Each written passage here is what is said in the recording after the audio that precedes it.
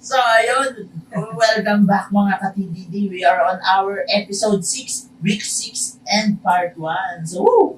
Thank you. Nakita ko rin may nadagdag na 2 subscribers. Napakalaking tulong niyan.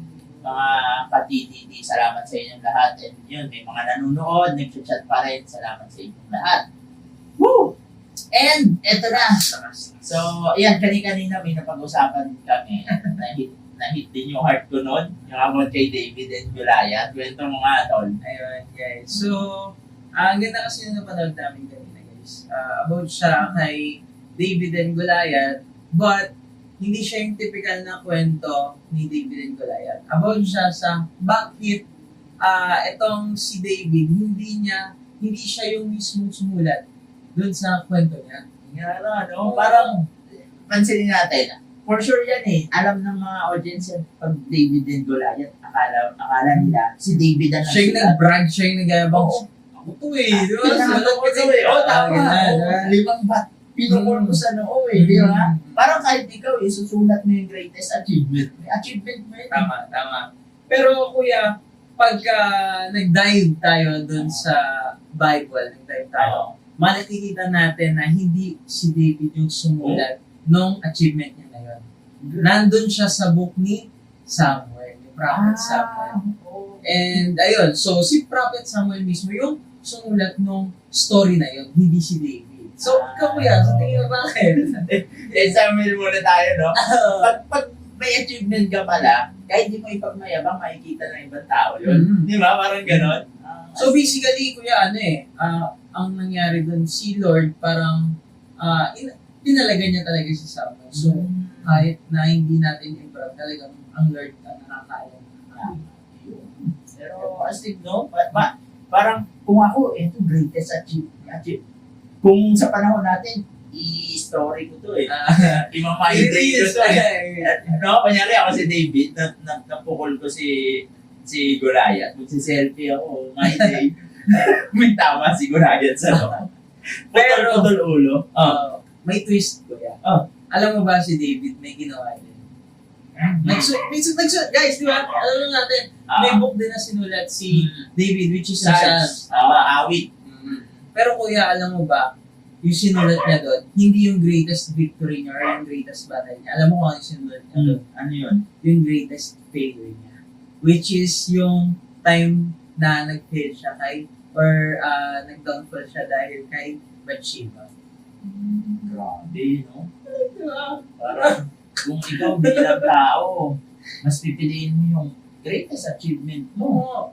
Tago ko na lang yung di ba? Kung gagawa ka ng aklat, no? Pero ang sinulat ni David, yung pagbagsak niya. Ano ba yun? Ano bang, kwento nung kay David? Ayun, kasi yung kay David na yun, kuya, ito yung parang pinrich nila pas nakaraan. So, ito yung natatandaan ko. Si David kasi nung time na yun, kuya, dapat nasa gera. Hindi siya nagpunta ng gera, nagpahinga. So, ayun, sabang lumilibot siya sa kaharian niya, ayun, parang nakita niya tong Bathsheba. Siyempre, mataas yung lugar niya.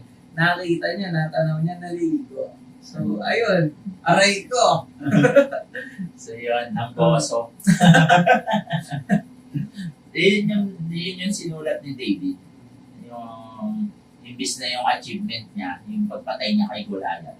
Ang sinulat niya sa Book of Psalms is yung about kay Bathsheba, which is yun yung kinabagsak niya. Tama. Grabe mga man of God yun. Mga ibang, yung parang napaka-down to earth. Mga man of Parang God talaga. tayo ngayon, sinasabi natin Christian tayo. Baliwala yan sa mga man of God dati.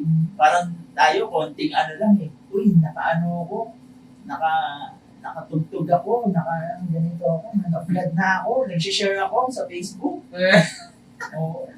Diba? Pero iba yung mga man of God dati. Kita mo yung radical. Eh ikaw, parang kung si David, naipagmalaki niya yung greatest failure niya. For sure, sa atin may mga greatest failure din na. ikaw, may greatest failure ka ba? Na kaya mong Si David Porcher, sinulat niya, kasi napagtagumpayan niya eh. Di ba lagi sila sabi sa atin, kaya mo nang ikwento sa mga tao yung mga kasalanan, yung mga failure mo sa buhay, pag alam mo na pagtagumpayan mo. For sure, meron ka. Meron din ako. O sige kuya, unahin natin yung sa'yo. Ako una? Ikaw, meron ka ba? Ako muna? Mga takot na. Ayun, sige. Sige. Unahin na. Ako, ano din, marami akong failure.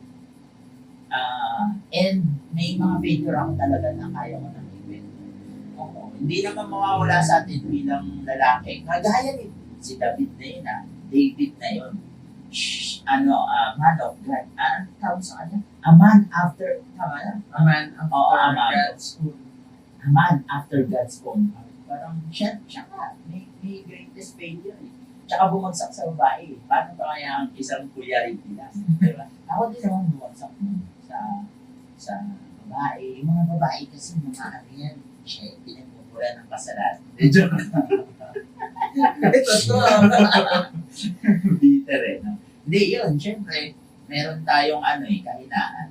Bilang lalaki, kahinaan ko din yung babae. Yan, bumagsak din tayo sa kasalanan bilang sa babae or dumating din sa point na ang naging kahinaan natin is babae. Parang ang lakas-lakas mo.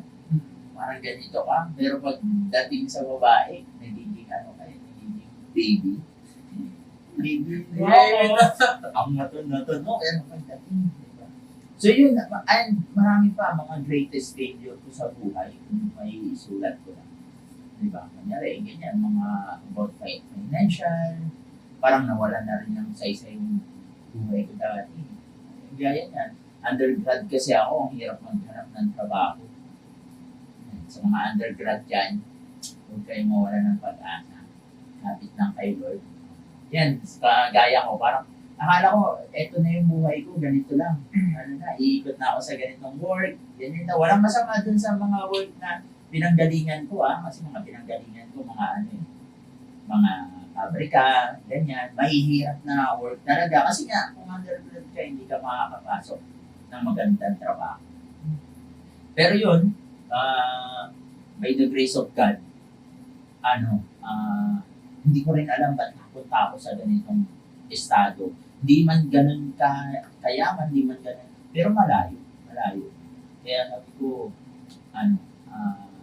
kung yung greatest failure ko dati, naging bulak-bulak ko, hindi ako sumunod sa magulang. Isa sa greatest failure ko yun. Kung iisipin mo nga, dapat pala nag-aaral ako mabuti, dapat ganito. Pero sabi nga, your greatest, yung greatest test mo sa buhay, kayang gawing greatest testimony ni Lord. Ngayon, isa yun sa magandang testimony ng buhay ko. Nakikita ng mga kaibigan ko na, dati ito.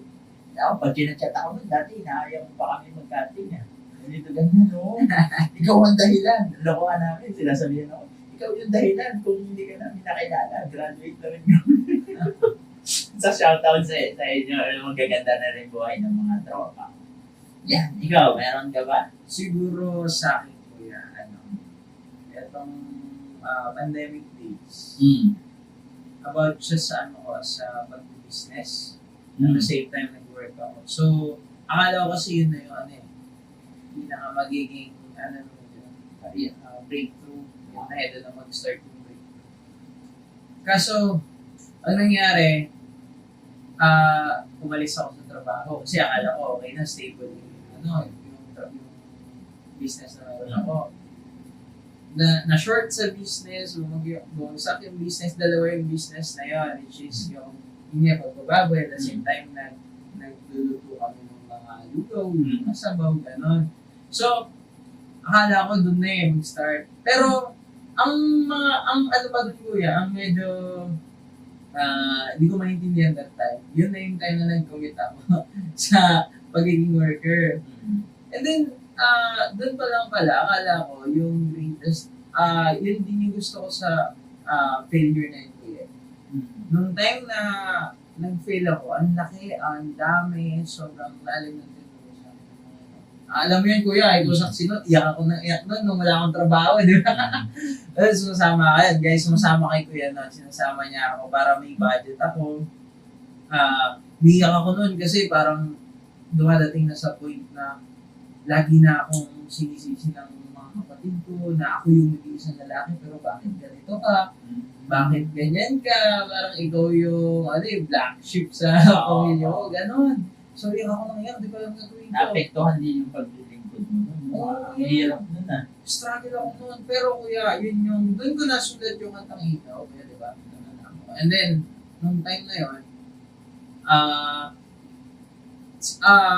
pinush ko. Tapos, nag-apply. Tapos, kung yun yung maganda guys, pagka galing ka sa failure, tapos pinili mong piliin pa rin ang Panginoon, dadaling ka niya naman sa, sa greatest achievement na pwede mong makuha sa buhay mo.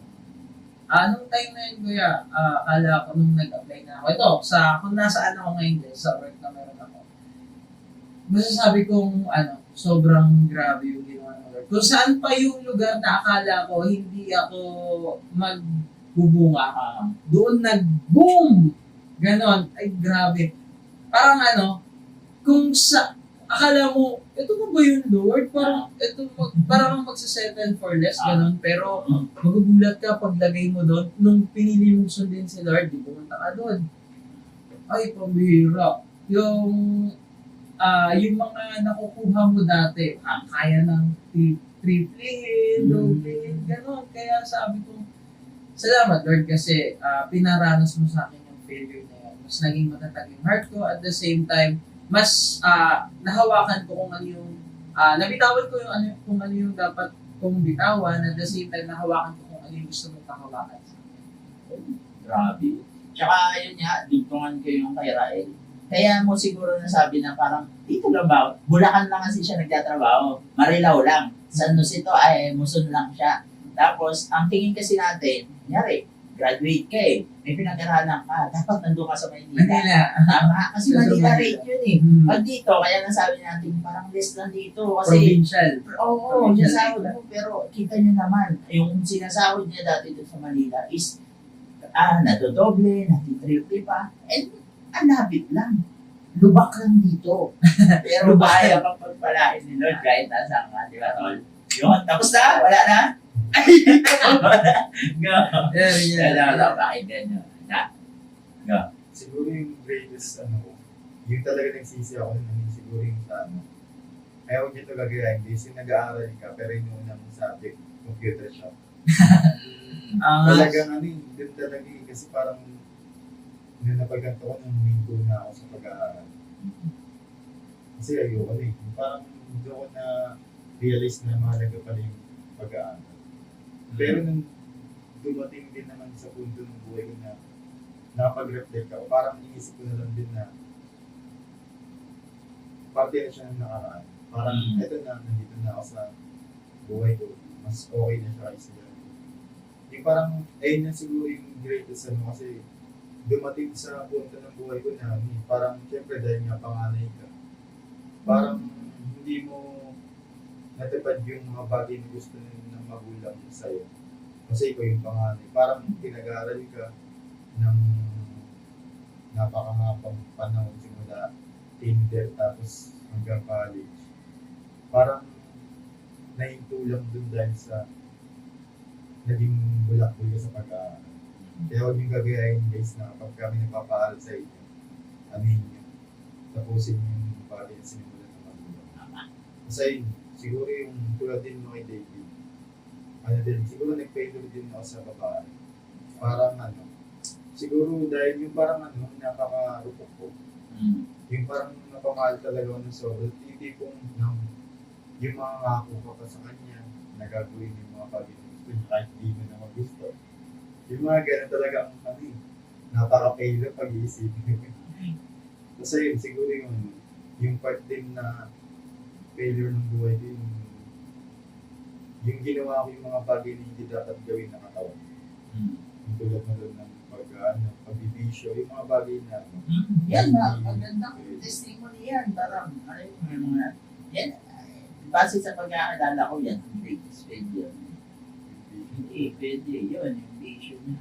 Pwede yun, para hindi nila gayan. Oo nga, Siguro yung ano guys, yung pag-a-addict din sa pinagbabawal na. Yun. Kasi napaka, ano siya, hindi talaga siya maganda sa katawan. Kasasakit lang din talaga natin. Tsaka yung alak, hindi din talaga maganda. Pero ano, lahat ng yun, napagtagumpayan natin. Siyempre dahil sa tulong din ng mga kaibigan. Tsaka sa tamang tao din, na talagang makakamit mo yung mga bagay na ginugusto mo ngayon ng maayos. Dahil sa tulong din ng mga taong malapit din sa iyo. Yun lang siguro. Oo, dugtungan ko lang yun. Kasi yun, about sa computer shop, mas pangkaraniwan yan eh, talagang ganyan. Pero yun, mag-aral talaga kayong mabuti. Yan, sa bisyo, proud ka, nakawala na ba kayo sa bisyo? Every Sunday. Ayun, Nakakawala yan si Ray. Oo, ano kami guys, proud kami sabihin na kami bilang, at pariwara, buhay namin, kung hindi perfecto, pero nakawala kami sa buhay na, na mabisyo. Lahat kami, puro may bisyo kami, kinaaligan talaga. Bagsak. Pero yun, tulad nung inaano namin, yung greatest failure mo, ano yan, magdadala sa iyo sa greatest breakthrough ng buhay mo. Napakasarap. Ramdam niyo naman yun, di ba? So, sa lahat ng mga nanonood dyan, may breakthrough din kayo. Yes. Kapit lang kay Lord, kamukha kay David and Goliath. And dadating yung time, pwede nyo i-comment dyan kung ano yung naranasan nyo na napagtagumpayan. Yan. Yan. Sarap yan. Masarap din na nakakabasa kami ng ganyan. Pag-usapan natin yan. Yung. So, okay na, mga tropa. Yun, salamat. Glory to God. Salamat sa inyo lahat. Praise God. Thank you guys. Yung.